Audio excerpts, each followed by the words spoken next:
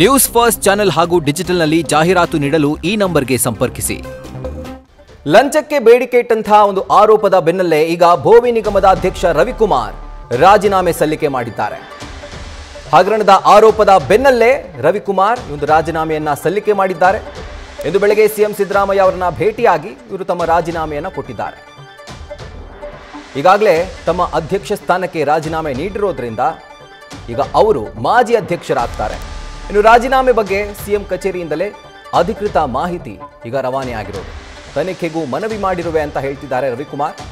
So ನಿಜವಾಗ್ಲೂ ಆ ವಿಡಿಯೋದಲ್ಲಿ ನೋಡಿದ ಹಾಗಿದ್ರೆ ಸುಳ್ಳ, ಇವರು ಅಂತ ಹೇಳ್ತಿರೋರು ಇವರು ಅಲ್ವಾ? ಹಾಗಿದ್ರೆ ವಿಡಿಯೋದಲ್ಲಿ 1 ಎಕರೆ ಭೂಮಿಯನ್ನು ಭೋವಿ ನಿಗಮದವರು ಅಕಸ್ಮಾತ್ ಏನಾದರೂ ಕೊಡಬೇಕು ಅಂತಂದರೆ 20 ಲಕ್ಷ ರೂಪಾಯಿ ಚಾರ್ಜ್ ಮಾಡ್ತಾರೆ. ಅಂದರೆ 20 ಲಕ್ಷಕ್ಕೆ 1 ಎಕರೆ ಭೂಮಿಯನ್ನು ಅವರು ಕೊಡ್ತಾರೆ. ಆದರೆ ಆ ಒಂದು ಕೊಡುವಂಥ ಸಂದರ್ಭದಲ್ಲೇ ಡಿಮ್ಯಾಂಡ್ ಮಾಡಿದ್ರು ಇವರು ಲಂಚಕ್ಕೋಸ್ಕರ ಇಷ್ಟು ಪರ್ಸೆಂಟೇಜ್ ಬರಬೇಕು ಅಂತ ಹೇಳಿ. ಸೊ ಯಾವಾಗ ಈ ಒಂದು ವಿಡಿಯೋ ವೈರಲ್ ಆಯಿತೋ ಇವರ ರಾಜೀನಾಮೆಗೆ ಒತ್ತಡ ಕೂಡ ಅನೇಕ ಜನರಿಂದ ಕೇಳಿ ಬರ್ತಾ ಇತ್ತು. ಹಾಗೂ ಇವತ್ತು ಅಂತೂ ಇಂತೂ ತಮ್ಮ ಅಧ್ಯಕ್ಷ ಸ್ಥಾನಕ್ಕೆ ರವಿಕುಮಾರ್ ರಾಜೀನಾಮೆಯನ್ನು ಸಲ್ಲಿಕೆ ಮಾಡಿದ್ದಾರೆ. ಡೀಟೇಲ್ಸ್ ಅನ್ನು ಕೊಡ್ತಾರೆ ನಮ್ಮ ಪ್ರತಿನಿಧಿ ಮಂಜುನಾಥ್. ರವಿಕುಮಾರ್ ಅವರು ಸ್ಟಾರ್ಟಿಂಗ್ನಲ್ಲಿ ಇದೆಲ್ಲವೂ ಕೂಡ ಷಡ್ಯಂತ್ರ ಅಂತ ಹೇಳ್ತಾ ಇದ್ರು, ಕೊನೆಗೂ ರಾಜೀನಾಮೆ ಕೊಟ್ಟಿದ್ದಾರೆ. ಷಡ್ಯಂತ್ರ ಆಗಿದ್ದಿದ್ರೆ ರಾಜೀನಾಮೆ ಯಾಕೆ ಕೊಡ್ತಾ ಇದ್ರು?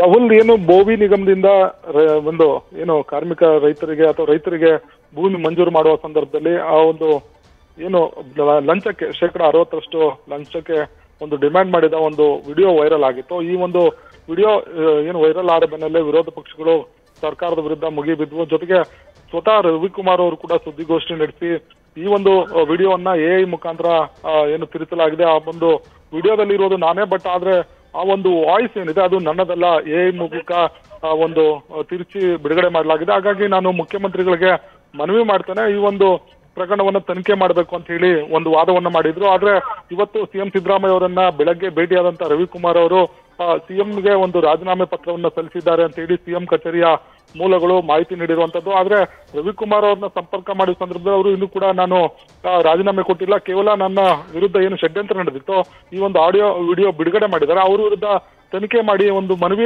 ತನಿಖೆ ಮಾಡೋದಕ್ಕೆ ಒಂದು ಮನವಿಯನ್ನ ಕೊಟ್ಟಿದ್ದೇನೆ ಅನ್ನೋ ಮಾತನ್ನ ಹೇಳ್ತಿರುವಂತದ್ದು. ಆದ್ರೆ ಸಿಎಂ ಕಚೇರಿಯ ಅಧಿಕೃತ ಮೂಲಗಳು ಹೇಳ್ತಿರೋ ಪ್ರಕಾರ ಇಂದು ಬೆಳಗ್ಗೆ ಅವರು ಏನು ರವಿಕುಮಾರ್ ಅವರು ಸಿಎಂ ಅವರನ್ನು ಭೇಟಿ ಮಾಡಿದ ಸಂದರ್ಭದಲ್ಲಿ ನೇರವಾಗಿ ರಾಜೀನಾಮೆ ಪತ್ರವನ್ನು ಕೊಟ್ಟರು. ಆ ಒಂದು ರಾಜೀನಾಮೆ ಪತ್ರವನ್ನು ಸಿಎಂ ತೆಗೆದುಕೊಂಡಿದ್ದಾರೆ. ಜೊತೆಗೆ ಏನು ತನಿಖೆಗೂ ಕೂಡ ಒಂದು ಸೂಚನೆ ಕೊಟ್ಟಿದ್ದಾರೆ ಅನ್ನೋ ಒಂದು ಮಾಹಿತಿ ಈಗ ಲಭ್ಯ ಆಗಿರುವಂತದ್ದು. ರಾಹುಲ್.